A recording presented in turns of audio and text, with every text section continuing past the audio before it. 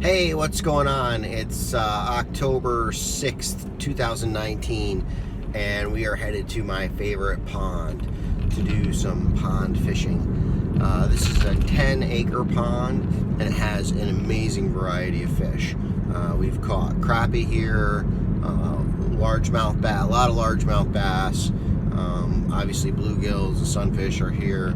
There's also grass carp in this pond, and one time we have caught a grass carp.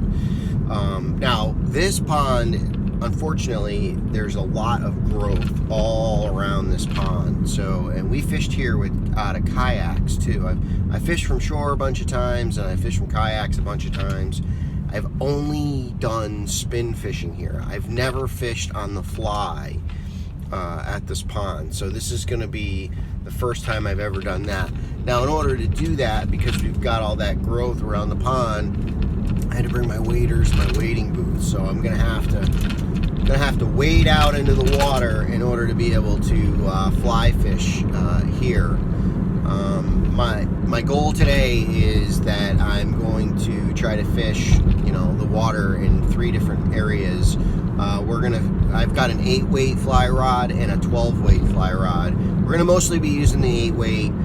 I'm gonna fish a small popper near the surface, and I'm willing to bet we're gonna pick up a bunch of small bass and bluegills and sunfish, and maybe some crappie with that. Crappie on the fly. I can't wait to try this. I really haven't done this before. In fact, I've only pond fished with a fly rod 3 or 4 times ever.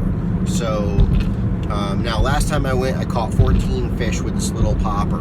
Now today, like I said, we brought the 12-weight as well, and I'm going to try to throw a larger popper. And of course, the philosophy is larger lures, larger fish. We'll see if that holds true. And this is the perfect place to see that, because there's some average size fish in here, but I've caught a ginormous bass in this pond that broke my line 2 years ago. And we've also caught some 18-inch, some good size bass here, and got them in. So this time of year can be a little hit and miss. Sometimes it's really great fishing, and every once in a blue moon they're just not biting. Well, let's hope that's not the case today. So we're going to try to use poppers on the surface. Then I'm going to use a slow sinking streamer pattern. It's like a surf candy fly, or maybe something like a clouser or woolly bugger, like a mid-water type of fly. And then I've also got something I've never used. I just ordered. I've got 2 different crayfish imitations. Okay, and if I was a betting person, I would say that's where our money's going to be. Those crayfish imitations, popping them on the bottom, that's probably where we're going to catch the largest fish. But we'll see. We'll see what happens. I'm going to try to throw those with the 8-weight. Now, in regards to the weights on the rods, it's mostly revolving around the size lures that we're throwing, and also obstructions in the pond. There's logs, there's weeds, there's all kinds of stuff. I could handle these fish with a 3 or 4 or 5 weight, but not considering the obstructions we're going to be dealing with. Now, like I mentioned earlier, there is also grass carp in this pond, and I'm talking some monsters, 40-pound grass carp. I've seen grass carp in this pond that are 4.5 feet long. Now, that's not a regular thing, but I have seen it. Sometimes the grass carp are out and they're basking and they're around, and I have caught one. Sometimes you don't see them at all, so I'm not sure. And what am I using for grass carp? Well, this is just something I just decided to try, and it worked. This is how I caught the other one. Pizza dough, okay? Because it's very hard to get dough to stay on a hook, but pizza dough will stay on a hook pretty good. If I don't see any fish here, I'm going to take 1/2 to 3/4 of this dough, and I'm going to throw it in this little hole at the end of this little track where sometimes they pile up. If they're not there, I'm going to throw 1/2 to 3/4 of the dough in there in little pieces to kind of bait them into that area, and we'll see if they turn up, and we're going to go to the other fishing. If they are there, we're going to go right after them right away, because they are a spookier, learier fish, and if they're present, we can go after them. We want to do that first. So we got grass carp, largemouth bass, obviously bluegills and sunfish, crappie, We're going to use popper fly, we're going to use a mid-water fly, and I'm going to try to get around to using a crayfish imitation. Now, sometimes I come out with the best intentions and then I just use this popper the whole time. So I don't know, we'll see what happens, and we'll get back to you here shortly. All right, so I just want to do a quick video here on how I'm setting these fly rods up. If you're new to this, so I recommend that you buy, if you don't know a lot about fly fishing and you don't have a fly shop in your area, if you have a fly shop in your area, go there and ask them and they'll get you set up. I recommend getting a 4-piece 9-foot fly rod. A 9-weight you're going to be able to fish everything for. Of course, it's going to be a little heavy for the panfish in a pond, but you could fish salmon with it. You can fish anything. If I had to pick one rod, it would be a 9-foot 9-weight. If you buy a fly rod, you get the setup. You're going to wind up with you can buy an all-in-one package like Orvis makes LL Bean makes the Quest. So Quest 9-weight like I have here. If you see my other video, comes with the rod, the reel, the backer line, the line. It's all ready to go. It's all ready to fish. But now you come down to a loop or a dead end. Okay, if the fly line that's on your kit does have a terminating end like this one did, okay, what I recommend is just doing what I did here, which is just tying it into a little loop. Okay, so this is a good quality fly line that I bought separately. It came with a loop in the end of the main line. Okay, this is what came on the kit that I purchased. It had a cut off end. Okay, the solution to this is super simple. Okay, just take the line and fold it over like this, okay, and just tie it like that, and just pull it nice and tight, okay, and that's all that is, okay. That loop has been in the end there for, I don't know, 3 years, 4 years, and I've never had an issue with it, okay. So if you do have a dead end fly line like that there, just go ahead and tie yourself in a loop, okay? You want a loop at the end of your fly line. There's also an attachment you can put on there with a loop in it. I like to keep my setup as simple as possible. Just tie a loop into the end of it. It works fine. There's no need to attach anything on there or anything else. So now we've got the end of our fly line. We're going to need a leader, okay? Now, these are tapered leaders, and what does that mean? So it's 15-pound tapered leader. Yes, I'm using a pretty heavy leader here.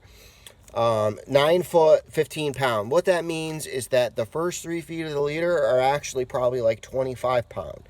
The next 3 feet of the leader are probably 20 pound. And the last 3 feet are 15 pound, right? So that's where we get our 9 foot, 15 pound tapered leader. It tapers down to the rating that's on here. So the thicker end of this leader is the end that we want to attach to our fly line.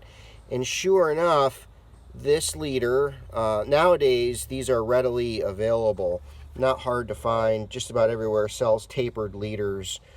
And sure enough, this leader that I've purchased here doesn't have a loop in the end of it. It's just a terminating end.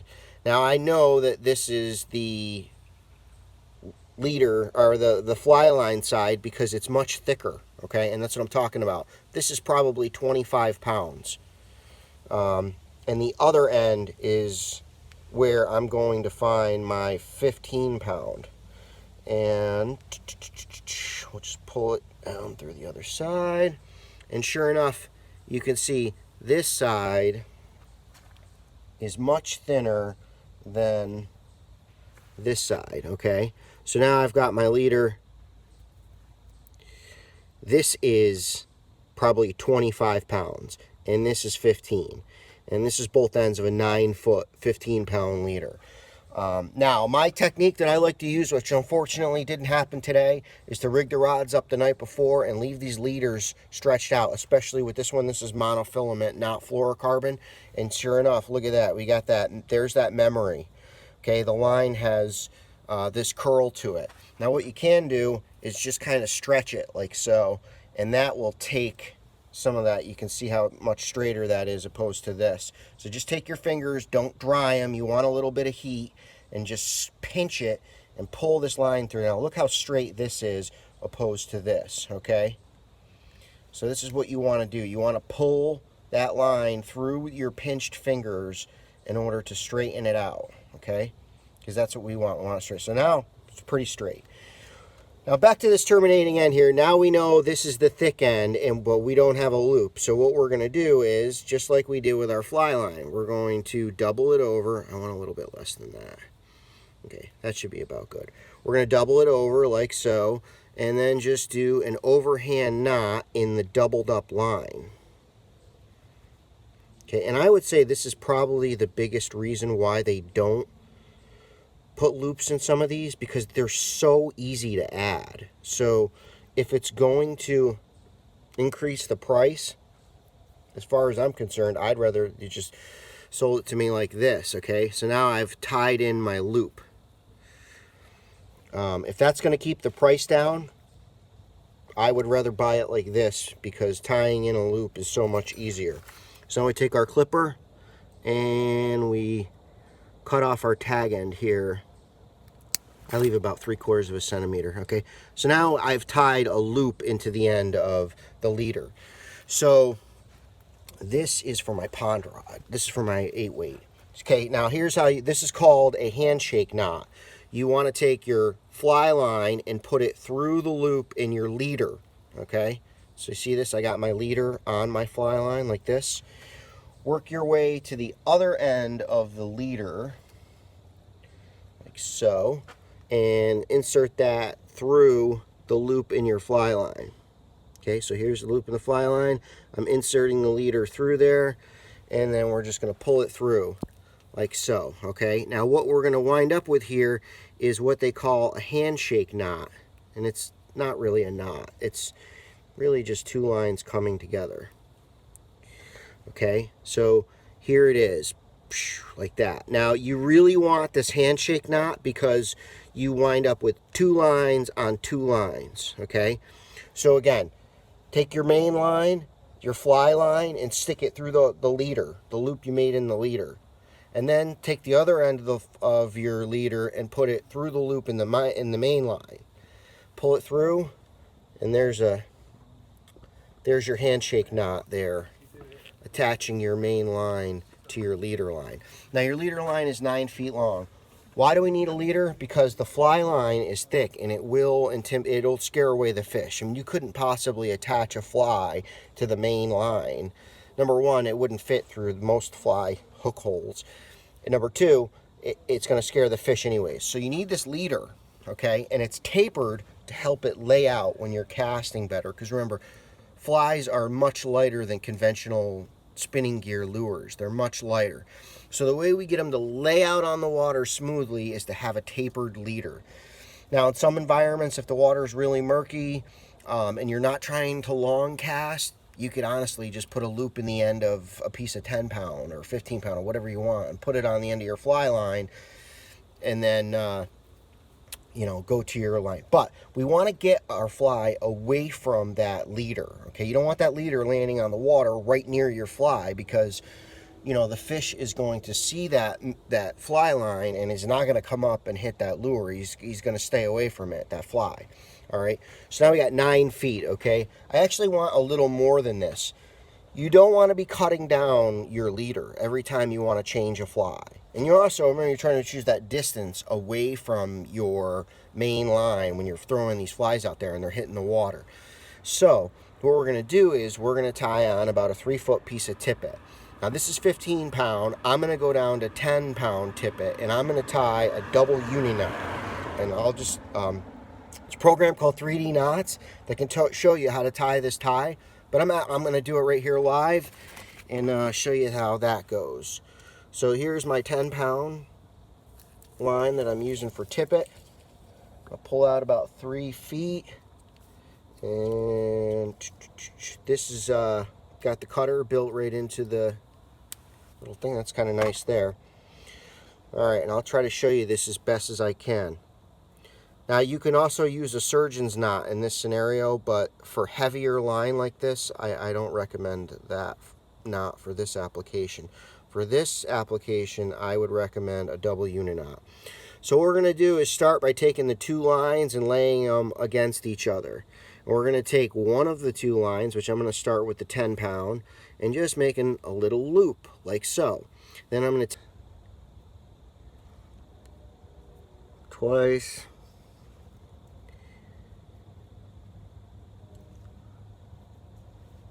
three times, four times, five times, and then go through a sixth time. Get it a little wet with saliva, and then we create our little 10-pound knot there. So now we got the two lines running together. I'm going to take my 15-pound, curl it in a loop, and run through that loop 6 times. 1, 2, 3,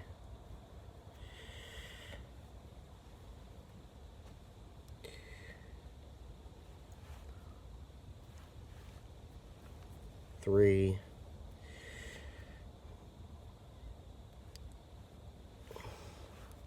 4, 5.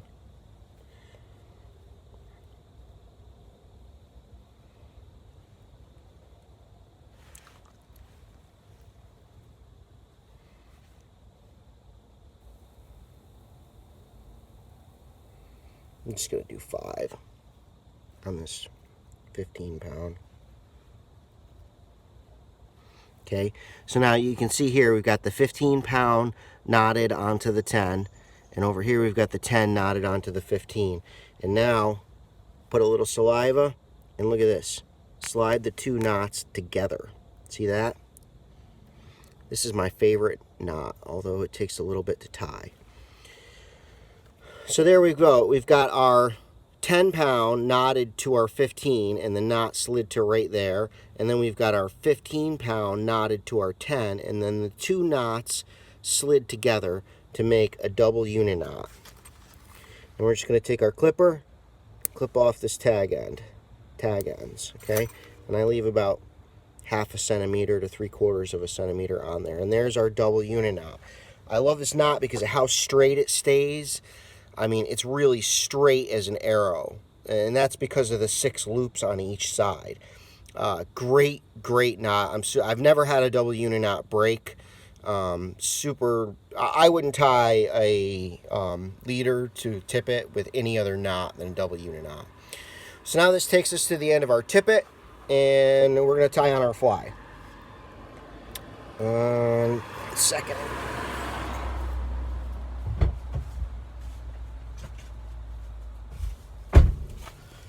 To tie on our fly, I'm going to use a Rapala knot.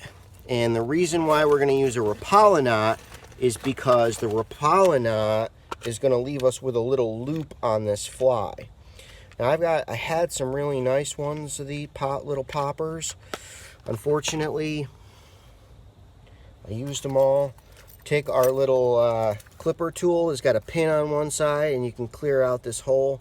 Fortunately, I've just got these kind of cheap poppers left. So this is just a really cheap little number 8 popper, which is just a little bit light and small for this setup, but that's what we got. So we're going to use it.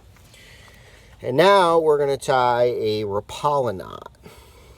So the way you tie a Rapala knot is you start by tying an overhand loop in the main line. So, and don't tie it tight. All right, so there's our overhand loop right there. Just a basic granny knot, not tightened. All right, and then we're going to take the running end and put it on our fly.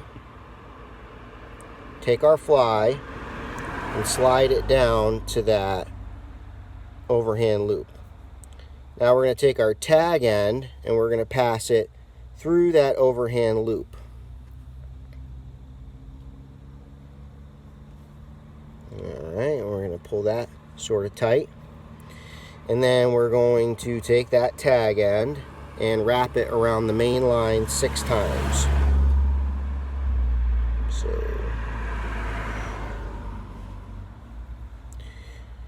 1. I got these in the wrong hand here. 1.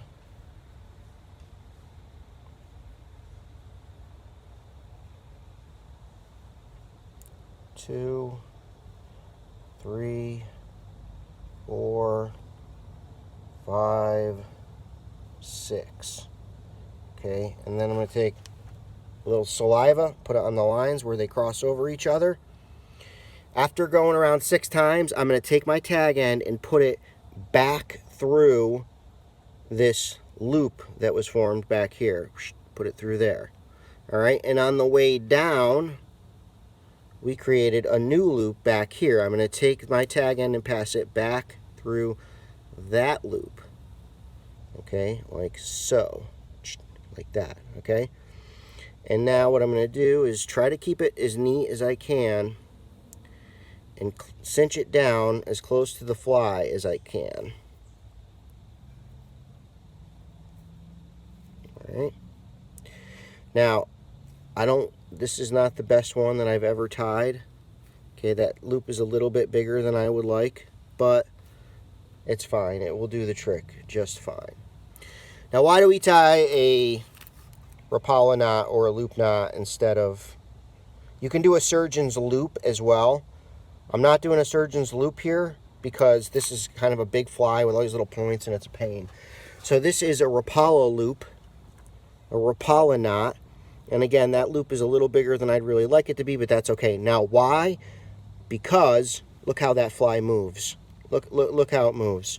If you fish anywhere with any kind of weight ripples on the water or anything else, look at this fly moving, okay? If I had tied a clinch knot to this or a trilene knot, it's really my favorite is trilene knot, this thing would be as stiff as an arrow. And when I'm holding the line, as I am, because this is 10 pound, as I flicked this, it would have very little movement. This fly will now twitch, move. As I pop it along, it will look like a live thing. I've even seen it spin on the water when you tie it with a loop like this. You really want a loop knot to tie that on there. That's a foot stomper. That's important. So that's how we're tying this fly on. That's our 8. I'm going to do the same exact ties for my 12 weight with my larger popper on there. And enough talking, let's go do some fishing. All right, so this is our 12 weight setup. Okay, there is our Rapala knot.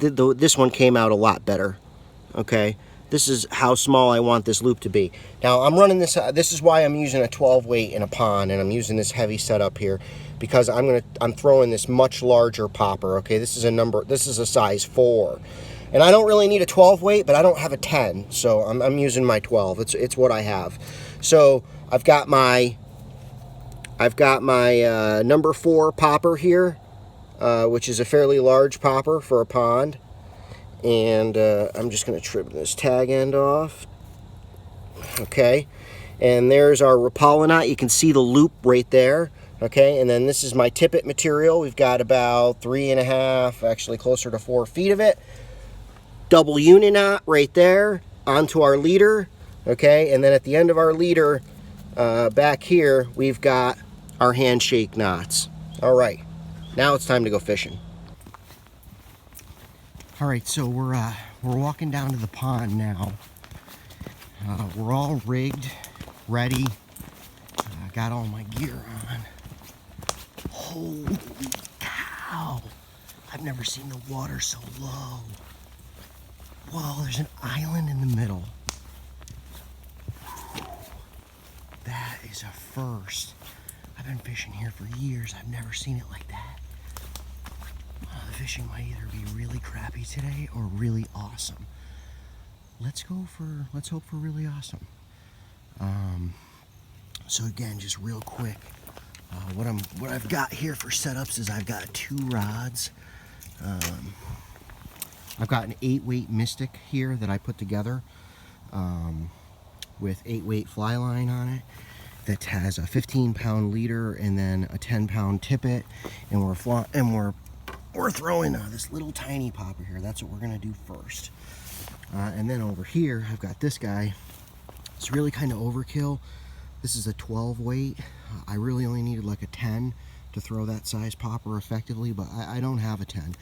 And I absolutely love this rod. Okay, this is my Echo Boost Salt, and this is my favorite fly rod. And it's got an Echo Bravo reel on it and 12 weight line. So that 12 weight line is heavier, and that's gonna help us throw that popper. We should really be able to zing that popper around. Now that guy is going to 20-pound leader and 15-pound tippet with that big old popper on the end. We should be able to really zing that popper around, and that bass can get in under a log or whatever. We're not going to lose him with this setup here. The only thing we got to watch out is if we get hooked on something, it's going to be hard to get it loose. So we got the 12 weight and the 8 weight. We're fishing top water on both sides right now. I've got my wading boots on and I've got my waders on. As you can see with this pond, the trees and the vegetation grow right down to the water. So I haven't fished this pond yet this year. This is the first time this season. I've never seen an island in the middle. I've never seen the...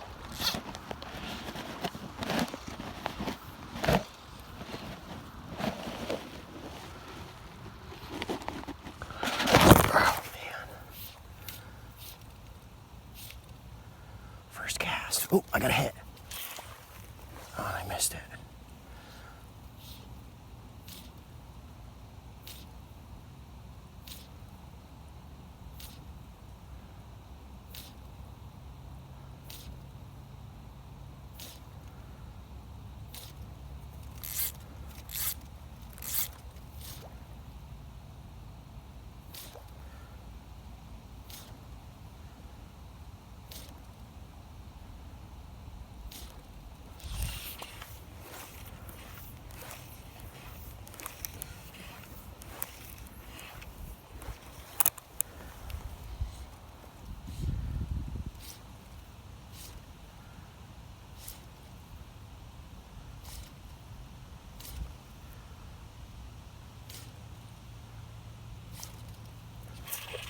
Oh, fish on. Oh my God.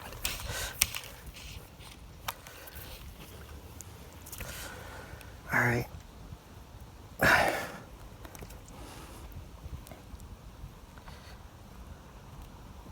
So this is the first fish here, just a little bluegill on the popper. Here he is. So, second cast of the day.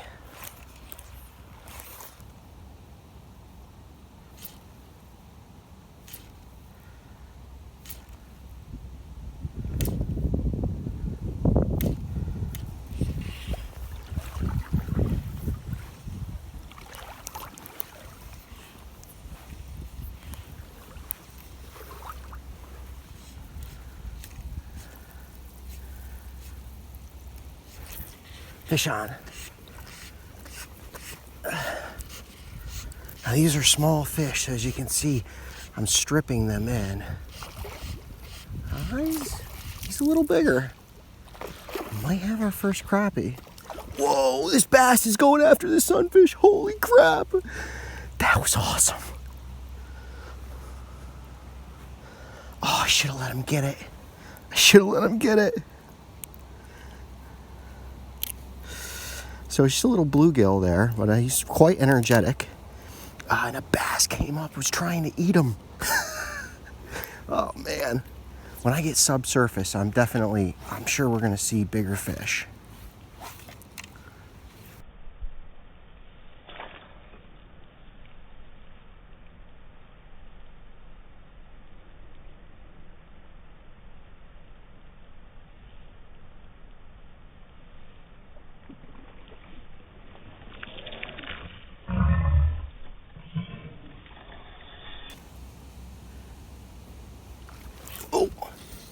Oh, I missed him.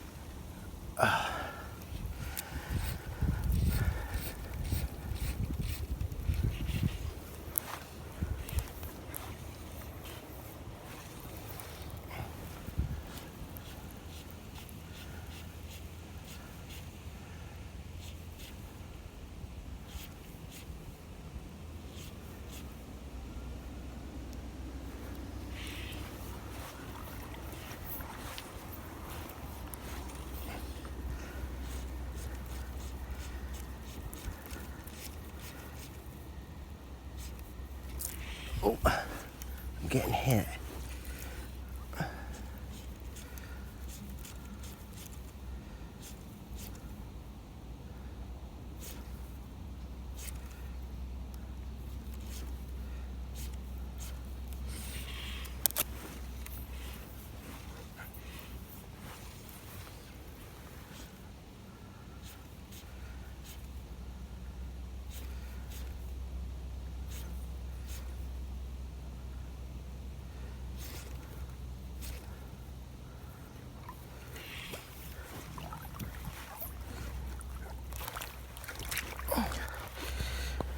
Oh my God.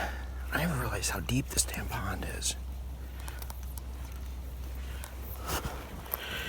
Oh no.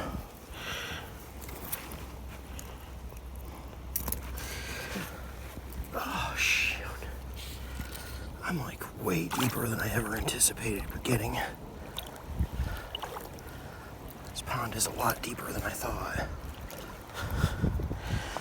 Okay, I think all my stuff is wet now.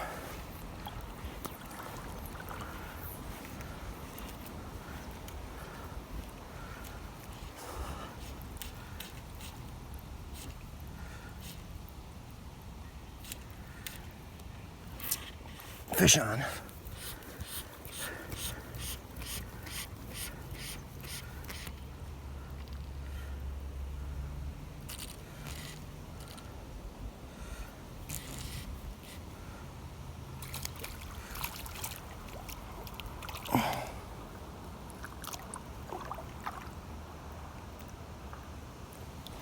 All right, so we got a good sized bluegill here.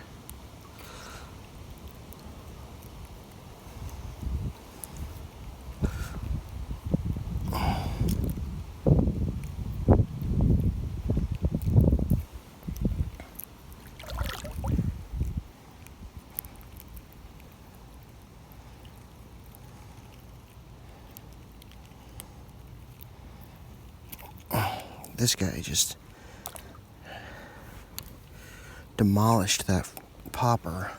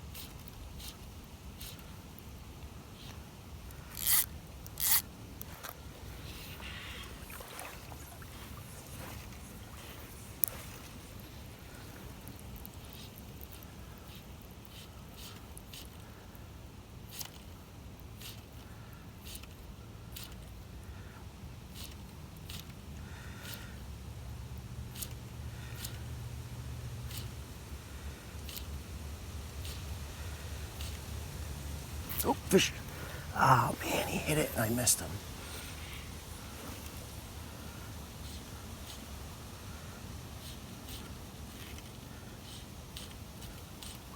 Ooh.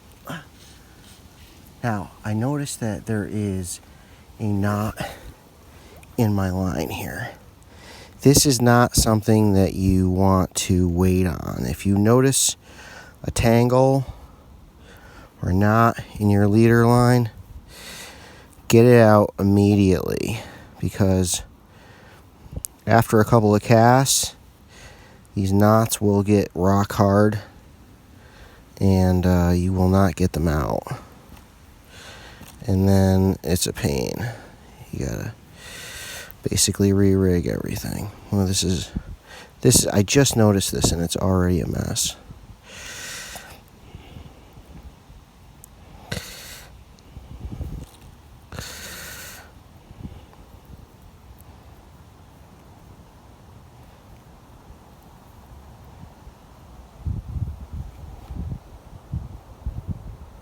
Okay, so I got it out. There we go. Yeah, we want all that leader line as straight as can be.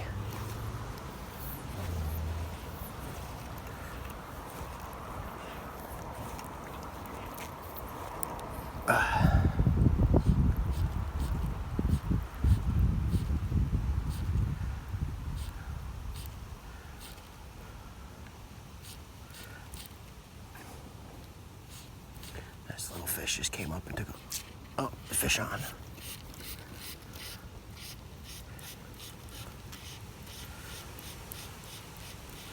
So I'm gonna pull down to the eyelid of the pole, and then I'm gonna sweep it up to bring them in.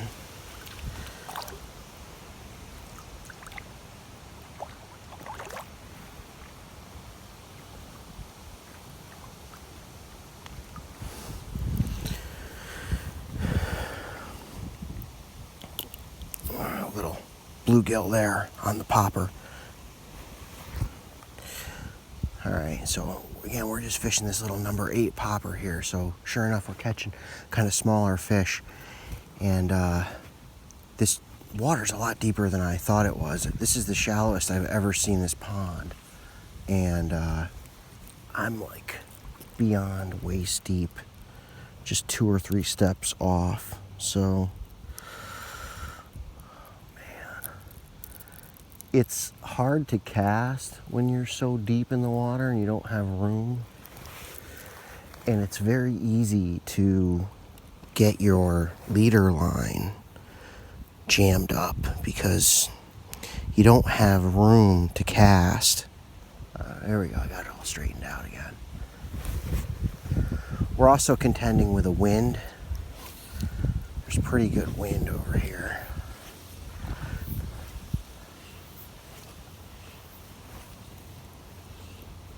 So you see the fly just dropped in the water. And then I'm just giving it little pops. 1, 2. And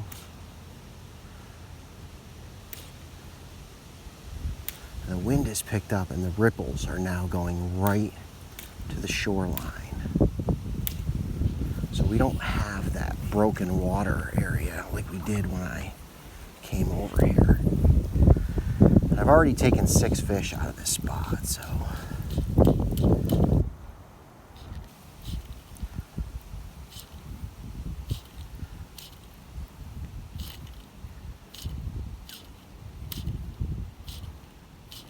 Oh, the weather's not too good today. Oh, I got a bite and I missed him.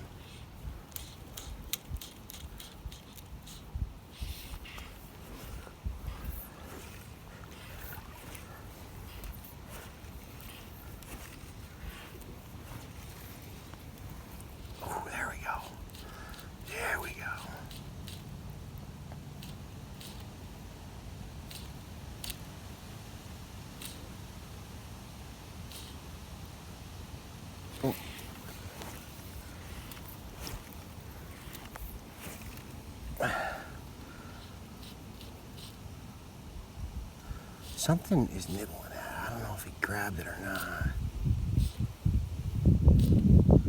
Something's over there playing with it.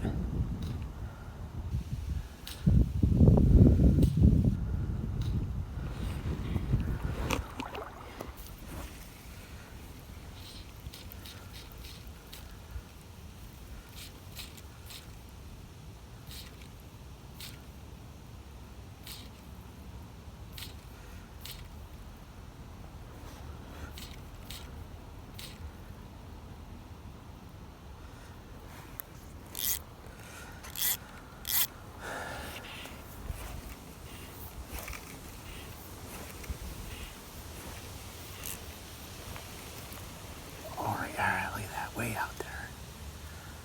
Pop. Oh! Grabbed it. I don't know if he kept it. These are definitely smaller fish. There we go, it popped. Oh!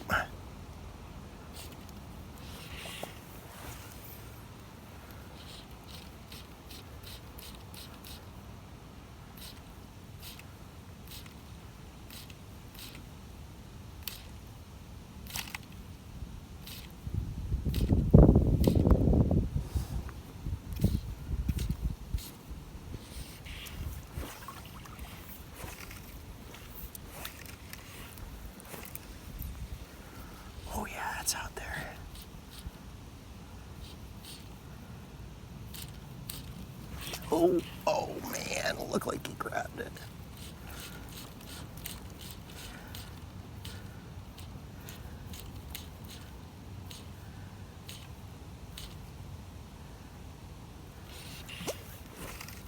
I think I took it right away from one.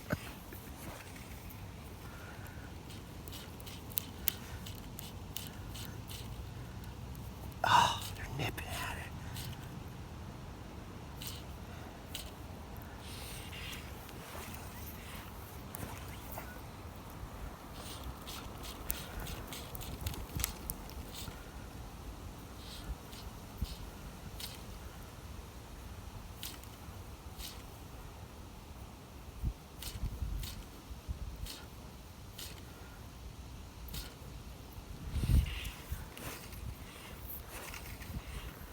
I'll try one more. Oh, that's pretty far.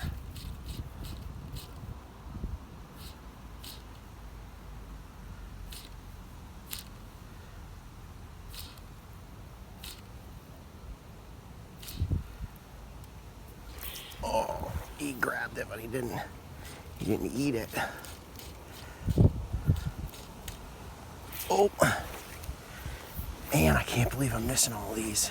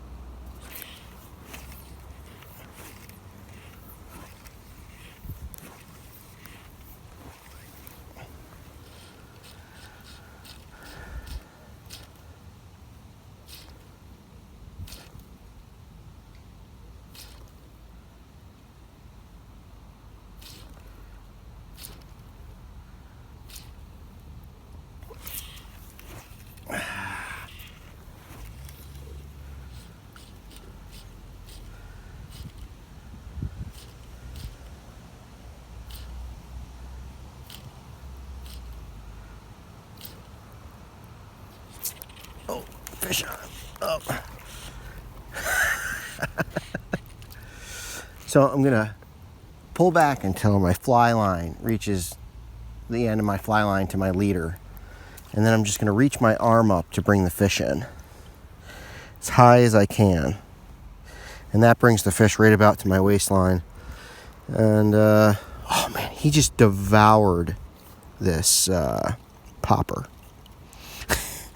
You know, they're little fish, but it's a ton of fun. And when we switch over to the larger popper, hopefully we're going to get some larger fish. But you'll see the technique is exactly the same. So let this guy go. Oh, he's happy to be out of here. And I'm going to reel my line in here. Whoops. I'm going to reel my line in here. We're going to move to a different spot.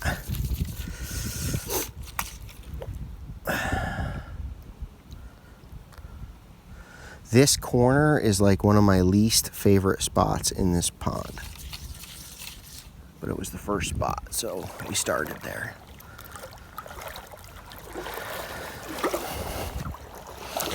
My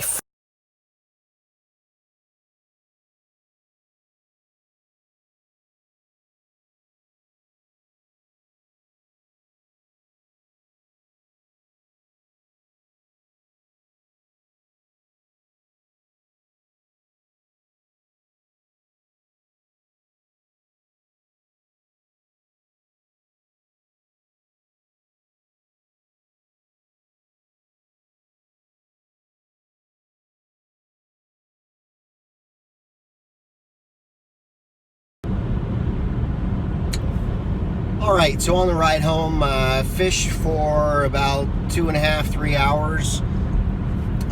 Caught too many sunfish to count. I don't know, I must have caught about 20 bluegills. They're just crushing that little popper.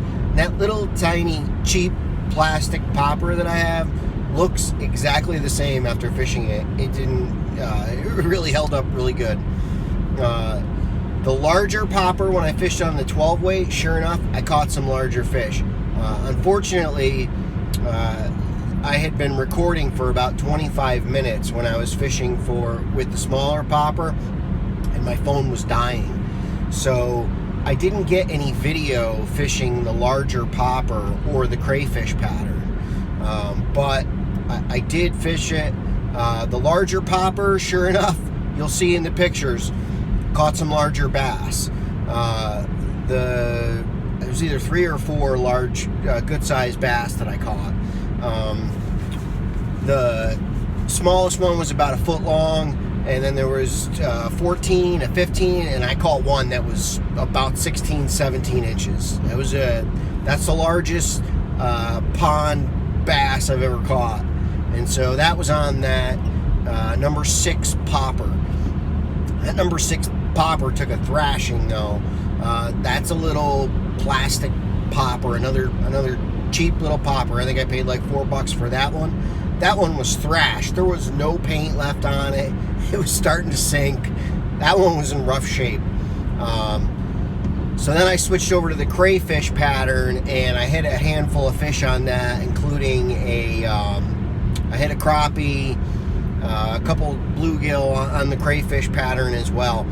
I was fishing the same waters. I was same 2 or 3 spots. Definitely a bit of a challenge to fly fish, in that pond. When I said there's growth around a pond, there's trees. I'm not talking about weeds. I'm talking about there's a lot of trees around the pond, and there's a lot of cattails around the pond. So there's spots where you're kind of limited. You have no area to back cast in, so you want to cast out, but there's nowhere behind you.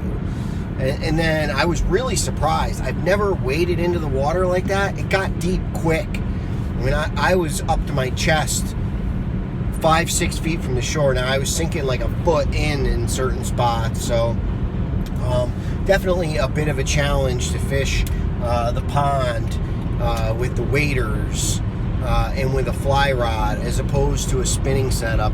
Now usually when I fish a spinning reel there, I'll fish a little bit longer of a rod than you really need. I'll fish a 7-foot light fast action or an 8-foot light fast action, and I will fish braided line, very light, 20-pound braided line, which is like 20-pound braided line is really thin, and then I'll put about a 2.5-foot, about a 28-inch or 30-inch fluorocarbon leader on the braided line, and I'll make it a 10-pound leader.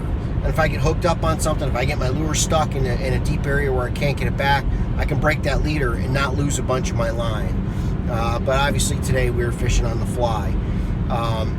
Ton of fun. Like I said, I caught altogether probably about 25, 30 fish in about 2.5 hours. 12 weight, it's a little heavy. Even though this 12 weight rod I'm using is graphite, so you can kind of see it here. This graphite 12 weight rod is just a little tiny bit thicker than this fiberglass 8 weight. Now if it was a fiberglass 12 weight, it'd be like a broomstick. It'd be a lot thicker and a lot heavier, but it's still a little cumbersome getting out there with a 12. I could definitely see if I was going to set up a heavier rod for throwing those popper flies, larger poppers, I'd go with